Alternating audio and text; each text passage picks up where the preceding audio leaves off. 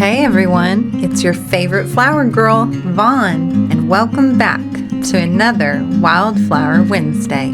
Today, we're going to be featuring an orange beauty of the wildflower world, the orange daylily, also known as the tiger daylily, as well as the 4th of July lily. America, America,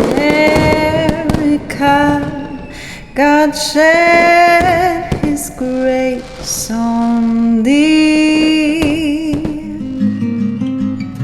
This type of daylily is native to Asia and can also be found in the United States as well as parts of Canada.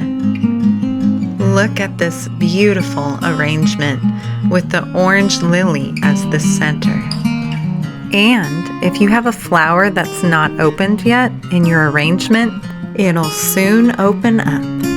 Wild orange daylilies are long-lived perennials and do well even in difficult areas where other plants do not thrive.